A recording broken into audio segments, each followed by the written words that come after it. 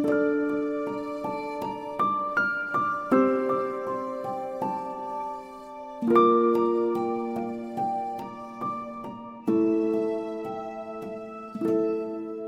हुई। घुंघरू बैंड अपनी परफॉर्मेंस देने के लिए स्टेज पर बिल्कुल तैयार खड़ा था। इस समय तक सारी भीड़ स्टेज की तरफ उमड़ चुकी थी। चारों तरफ शोर ही शोर था। स्टूडेंट्स उत्साह के मारे चीख रहे थे। स्टेज के चारों तरफ लगी डिस्को लाइट्स माहौल में और भी स्फूर्ति भर रही थी। बैंड के द्वारा परफॉर्म किए जाने वाले एक एक म्यूजिक ट्रैक के साथ शाम और भी जोश भरी होती जा रही थी। हम पूरी मस्ती में उस शाम का मजा ले रहे थे। रात 8:30 बजे तक प्रोग्राम खत्म हो गया। रॉक बैंड की परफॉर्मेंस देखने के बाद मेरा मन खुशी से झूम रहा था। गिटार और ड्रम की कंपन अब भी मैं अपने अंदर महसूस कर रहा था। पूरे बदन में अभी एक झंझनाहट सी तैर रही थी। ये उस दिन का आखिरी प्रोग्राम था, जिसके खत्म होने के साथ ही ग्राउंड खाली होने लगा था। रमन, जयंत, अनिकेत, धीरेन्द्र और मैं खूब जोर जोर से बातें करते हुए डीआईपी के गेट के बाहर आ रहे थे। रमन और जयंत अपनी बाइक की तरफ चले गए, जबकि अनिकेत हमारे साथ ही गाड़ी की तरफ जा रहा था। जब हम धीरेन्द्र की गाड़ी के पास पहुंचे तो अनिकेत झट से आगे वाली सीट के बराबर में जाकर खड़ा हो गया और मुस्कुराता हुआ बोला, आगे मैं बैठ जाता हूँ। मैंने इस बात पर कोई प्रतिक्रिया नहीं दी, पर जब मैंने धीरेन्द्र की तरफ नजर घुमाई तो वो ड्राइविंग सीट का दरवाजा खोलता हुआ घूर कर अनिकेत को देख रहा था। मगर इतनी छोटी सी बात पर वो भी कुछ ना बोल सका। ऐसा नहीं था कि आगे वाली सीट पर बैठना कोई बहुत सम्मान की बात थी। दरअसल मैं और धीरेन्द्र अनिकेत की आदत को अच्छी तरह जानते थे। अनिकेत हमेशा से ही जानबूझकर ऐसी बहुत सी चीजें बोलता और करता था जो दूसरों को असहज कर सके। गाड़ी में हम अभी कोई 150 मीटर ही चले थे कि धीरेन्द्र ने गाड़ी रोक दी। उस समय मैं पीछे की सीट पर बैठा हुआ गर्दन झुकाए अपने फोन में कुछ देख रहा था।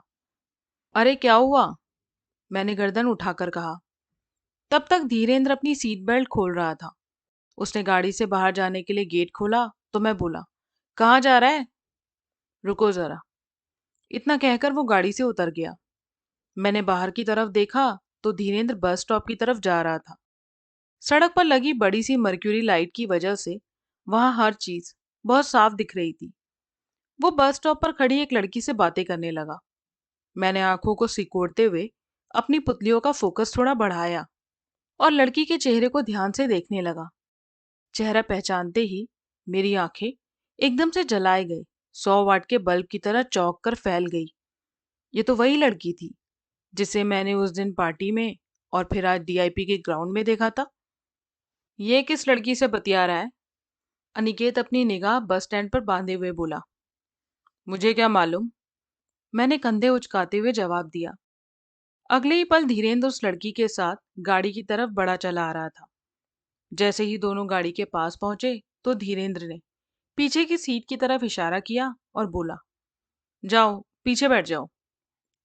वो लड़की दबे कदमों से मेरे साथ बैठने के लिए बढ़ रही थी।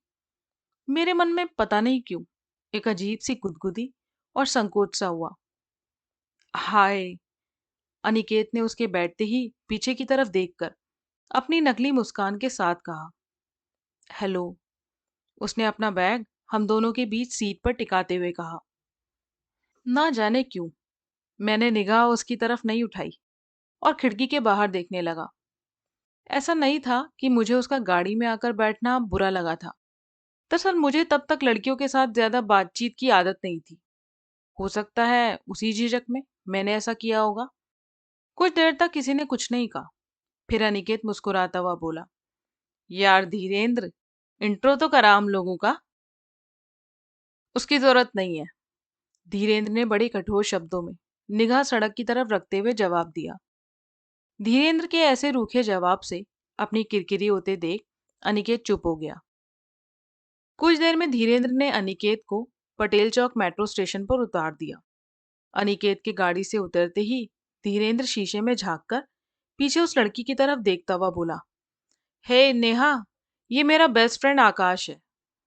यह लाइन मेरे कान में पड़ते ही मेरे दिमाग ने सबसे पहले नेहा शब्द पर ध्यान दिया। ओ, तो नेहा नाम है इसका। धीरेन्द्र के ऐसा बोलते ही उस लड़की, मेरा मतलब है नेहा ने मेरी तरफ देखा और दबी मुस्कान में बोली, हाय। मैंने भी मुस्कुराकर हेलो में जवाब दे दिया। आकाश, तू आगे आ जा, धीरेन्द्र बोला। मैं उठकर आगे वाली सीट पर बैठ गया तो धीरेन्द्र ने कहा, आकाश, तुझे मेरा दोस्त अमित मलिक तो पता है? वो जो झज्जर में रहता है, मैंने कहा। हाँ वही, धीरेन्द्र साइड मिरर में सड़क के पीछे का नजारा देखता हुआ बोला। उसका बचपन का दोस्त है अजय सिंह शौकीन, उसी की दोस्त है नेहा। अच्छा, इसे टैगोर गार्डन तक छोड़ना है, तू भी चल ले, वापसी पर छोड़ दूंगा तुझे।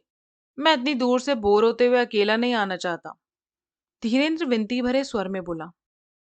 हाँ तो मैं कब ना कर रहा हूं, चल, मैंने हल्की हंसी के साथ जवाब दिया। और नेहा, तुम टैगोर गार्डन कब शिफ्ट हुई? पहले तो तुम यहीं कहीं झंडेवालान की तरफ रहती थी, धीरेन्द्र बोला। बस अभी 1.5 महीना पहले ही, उसने धीमी आवाज में जवाब दिया। और उस शौकीन के क्या हाल है? धीरेन्द्र ने पूछा। अब हम क्या बताएं, वैसे भी तुम्हें अमित मलिक से खबर मिल जाती होगी। हाँ यार, मेरे हिसाब से तुम्हें इस बारे में कोई ठोस फैसला लेना चाहिए, धीरेन्द्र ने कहा।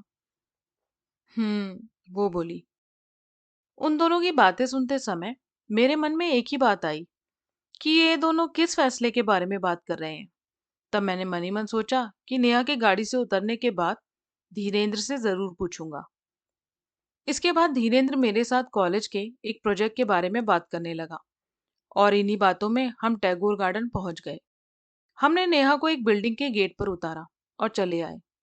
उसके उतरते ही मैंने अपने सवाल धीरेन्द्र पर उड़ेलने शुरू कर दिए। तूने तो कभी बताया नहीं इसके बारे में, मैंने शिकायत भरे अंदाज में कहा।